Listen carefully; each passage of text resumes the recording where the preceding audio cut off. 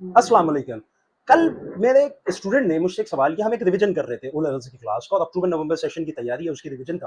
तो मेरे एक स्टूडेंट ने सवाल किया कि सर एसेट्स को थोड़ा-सा डिफाइन कर दें और अकाउंटिंग इक्वेशन को भी थोड़ा लायबिलिटी और कैपिटल भी थोड़ा डिफाइन कर दें। अब सवाल तो बड़ा जेन्युइन था, अकाउंट्स का स्टूडेंट तो यही सवाल करेगा, करेगा, करना चाहिए।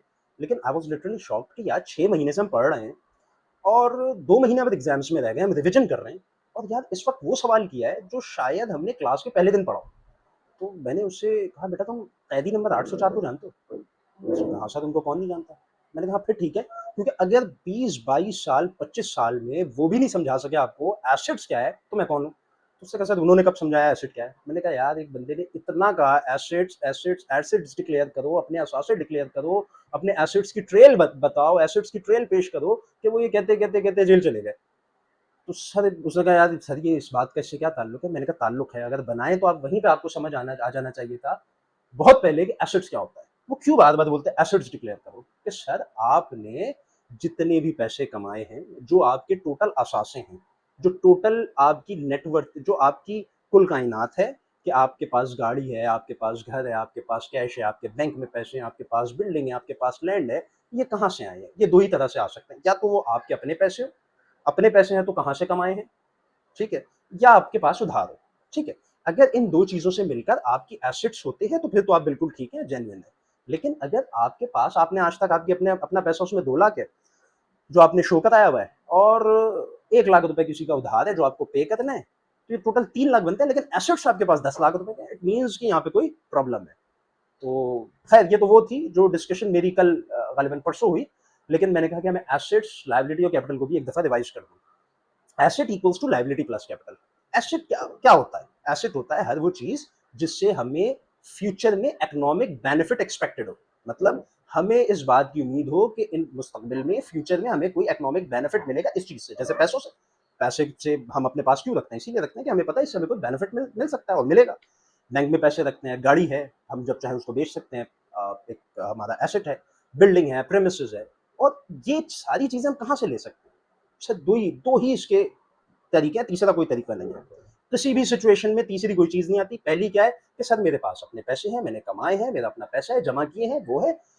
और अगर कुछ कमी हुई तो मैंने उधार भी लिया हुआ है, उधार लिया है और मेरे अपने पैसे हैं, मिलाकर वो मेरी टोटल एसेट्स होते हैं। स्टूडेंट्स को अकाउंटिंग इक्वेशन में अब इससे आप देखेंगे, लाइबिलिटी कैपिटल अपना पैसा, लाइबिलिटी उधार लिया हुआ इक्वल्स टू एसेट। स्टूडेंट के सबकॉन्शियसली ना माइंड में एक चीज आ गई है कि लाइबिलिटी नेगेटिव है, लाइबिलिटी बुरी बुरी चीज है बहुत। तो इससे क्या होता है कि वो अकाउंटिंग इक्वेशन में कंफ्यूज होता है, ठीक है। जबकि समझने वाली बात यह है कि बेसिकली लाइबिलिटी इंक्रीज करता है हमारे एसेट को।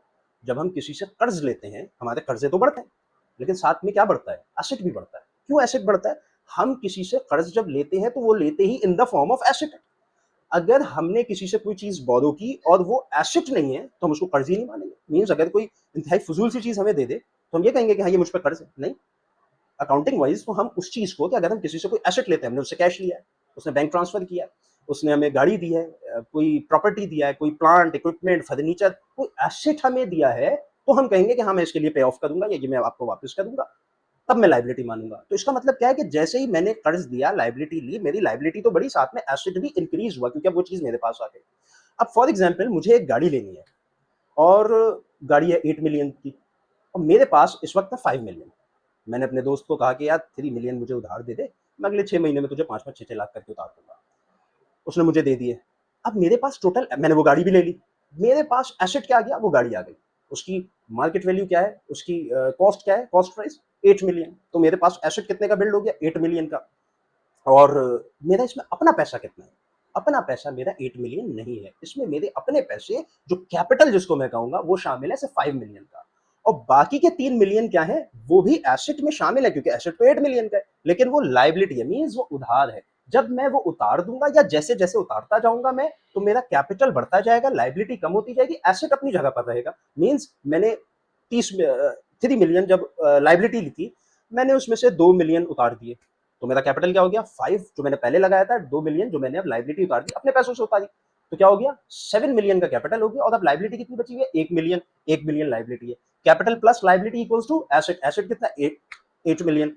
तो एसेट बेसिकली दो चीजों से मिलता है, या तो अपने पैसे हैं या उधार लिया है हमने किसी से। ये चीज अपने जहन में रखें कि उधार जब भी बढ़ता है तो वो आपके एसेट को बढ़ाता है, ठीक है? और एसेट फॉर्म होता है कैपिटल से, उधार से और अपने पैसों से, सॉरी कैपिटल से, अपने पैसों से मतलब, और लायबिलिटी से, ठीक है? जो हमने बोरो किया हुआ है। तो asset equals to liability plus capital. मेरा ख्याल है कि यहाँ पे एसेट और अकाउंटिंग इक्वेशन, लायबिलिटी और कैपिटल का जो कॉन्सेप्ट है कुछ हद तक क्लियर हुआ होगा। और बेस्ट ऑफ लक तमाम स्टूडेंट्स को, और खास तौर पे उन स्टूडेंट्स को जो 2 महीने रह गए हैं और एसेट्स की डेफिनेशन पढ़ रहे हैं, तो उनके लिए special best of luck. Thank you.